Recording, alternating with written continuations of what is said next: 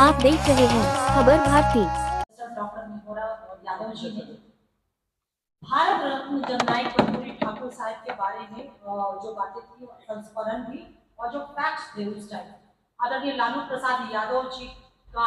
आदरणीय कर्पूरी ठाकुर जी के प्रति क्या उनका द्वेष था, राजनीतिक द्वेष था, उनकी क्या सोच थी और उन्होंने किस तरह से उन्हें अपमानित करने का काम किया, बहुत ही विस्तृत रूप से आपके समक्ष रखा। नेता प्रतिपक्ष आदरणीय तेजस्वी यादव जी ने जो सवाल उठाया उन सवालों को भी हमारे माननीय प्रवक्ता निगोरा यादव जी ने कहा कि बिना इतिहास को जाने, बिना कालखंड को जाने यूं ही नहीं बोल देना चाहिए। जिस तरह से उन्होंने गलत बयानबाजी लगातार वो 2-3 दिनों से आरक्षण के विषय पे, कर्पूरी फॉर्मूले के विषय पे वो लगातार कहीं ना कहीं वो बयान देकर के वो तुष्टीकरण या समाज को बांटने का प्रयास कर रहे हैं। आरक्षण की बात मैं ये पूछना चाहती हूँ उनसे कि आपके पास या राष्ट्रीय जनता पार्टी के पास, राष्ट्रीय जनता दल के पास या फिर लालू परिवार के पास कहां से उनके पास मोरालिटी या एक साहस, राजनीतिक साहस उनके पास आता है कि जिस परिवार के अंदर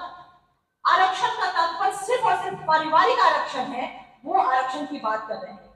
आरक्षण की बात तो वो कर रहे हैं जिन्होंने पूरा जीवन आदरणीय कर्पूरी ठाकुर साहब को अपमानित करने का काम किया। मैं नेता प्रतिपक्ष तेजस्वी यादव जी से चंद सवाल आपके माध्यम से मैं करना चाहती हूँ। मेरा सवाल उनसे ये है कि क्या यह सही नहीं है कि श्री तेजस्वी यादव ने अपनी राजनीतिक अज्ञानता का प्रदर्शन करते हुए उन्हें 1977 में पहली बार, जिसे हमारे माननीय प्रवक्ता निगोरा यादव सर बता रहे थे, बयान दिया, जबकि जननायक दिसंबर 2070 में पहली बार मुख्यमंत्री बने तथा 1977 में वो दूसरी बार मुख्यमंत्री बने। जननायक कर्पूरी ठाकुर साहब ने मुंगेरी लाल कमीशन की जो सिफारिशें थी, आप लोगों को याद होगा कि एक पूरे देश में एक चर्चा थी मुंगेरी लाल के हसीन सपने।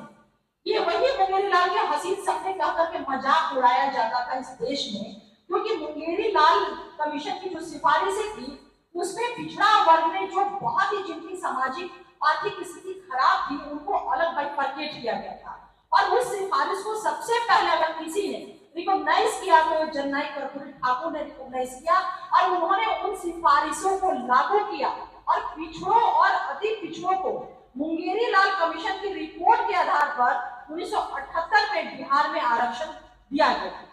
मैं उनसे ये भी पूछना चाहती हूँ कि क्या ये सही नहीं है कि लालू प्रसाद यादव जी कर्पूरी आरक्षण जो अति पिछड़ा, महिलाओं, तमाम वर्ग के लोगों को मिला था, कर्पूरी आरक्षण को बिहार से समाप्त करना चाहते थे, लेकिन उस समय पटना के रविंद्र भवन में आयोजित अति पिछड़ा सम्मेलन में माननीय मुख्यमंत्री और हम सभी के सर्वमान्य नेता श्री नीतीश कुमार जी ने लालू प्रसाद यादव की घोषणा का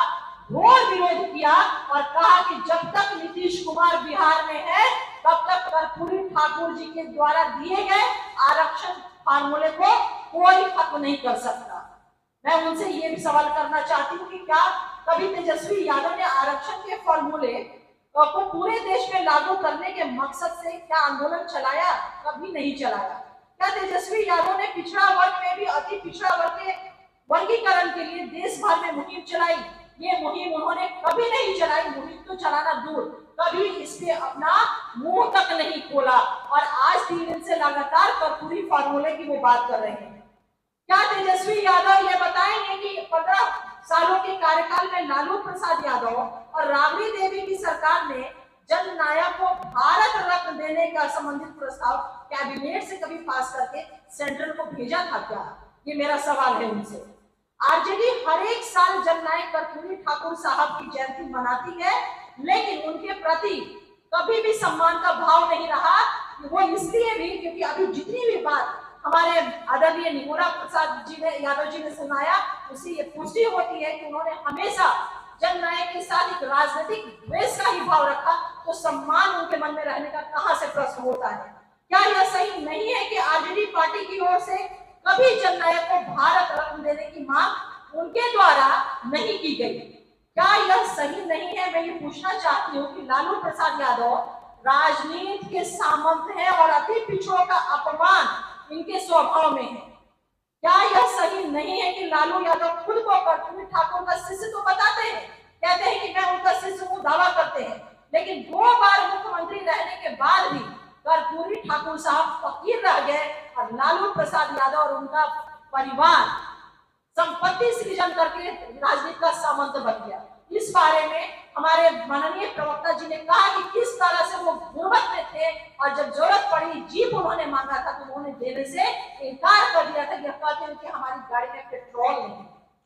मैं तेजस्वी जी से यह सवाल करती हूँ कि क्या यह सही नहीं है कि कर्पूरी ठाकुर परिवारवाद के खिलाफ थे, लेकिन लालू प्रसाद यादव के राजनीतिक कुनबे में इनका पूरा परिवार शामिल है। जब परिवारवाद के खिलाफ जननायक कर्पूरी ठाकुर साहब थे तो फिर लालू प्रसाद यादव जी किस मुंह से और किस हैसियत से और किस मोरालिटी के साथ नैतिकता के साथ दावा करते हैं कि मैं जननायक का शिष्य था, क्योंकि इनका ये तो पूरे आकंठ तक परिवारवाद में डूबे हुए हैं।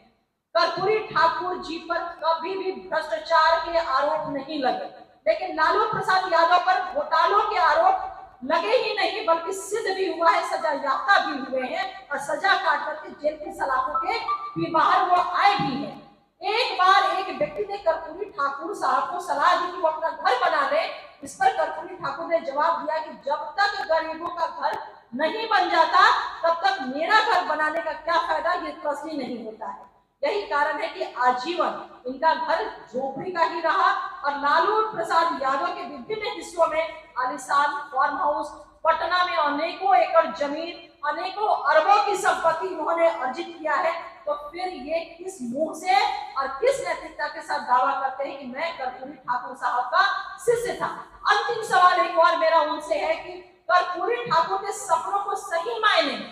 अगर बिहार में कोई साकार किया है तो वो हमारे मुख्यमंत्री श्री नीतीश कुमार जी ने किया है। पंचायती व्यवस्था में, नगर निकाय में अति पिछड़ा समाज को, दलितों को, तमाम तबकों को आरक्षण दिया और यही कारण है कि हमारे नेता नीतीश कुमार जी के द्वारा दिए गए पंचायत व्यवस्था, नगर निकाय में आरक्षण का ये एक परिणाम हुआ कि हमारे समाज में जो एक सामाजिक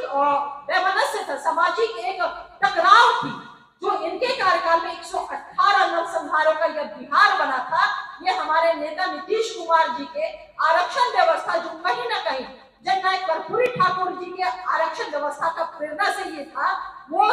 समाज में वो टकराहट खत्म हुआ और जो एक नक्सलिज्म था, नक्सलवाद के रूप में दिखता था, वो नक्सलवाद बिहार से पूरी तरह से सफाया हुआ। इसका सबसे बड़ा कारण बना अति पिछड़ा दलित समाज को नगर निकाय व्यवस्था में और पंचायती व्यवस्था में आरक्षण का देकर के। तो मैं यही कहूंगी कि तेजस्वी यादव जी जब भी कुछ बोले तो पहले बिहार के राजनीतिक इतिहास को, कालखंड को अच्छे से समझ ले, अच्छे से जान ले, तब जाकर के मुंह खोले। बेवजह राजनीतिक विपक्ष में होना, विपक्ष का कर्तव्य है कि वो विरोध करे, लेकिन वैसी बातों का जो इतिहास और कालखंड गवाह है इस बात का, वो करके अपनी बात पिटवा रहे हैं। तो मैं यही कहूंगी कि देखिए, बिहार ने नीतीश कुमार जी के नेतृत्व में विकास को पहचाना है, विकास को जाना है, अपने मुस्तकबिल को बनाना चाहती है। और आप कितना भी कुछ बयान दे ले, इस तरह का बयान, ये कंप्लीट राजनीतिक पुष्टिकरण की प्रेरणा से लिया गया ये बयान है। इस तरह का बयान आप न दें, क्योंकि बिहार की जनता आपके पॉलिटिकल चरित्र को बहुत अच्छे से न सिर्फ जानती है बल्कि उसे समझती भी है और आपसे सतर्क भी है। बहुत बहुत धन्यवाद।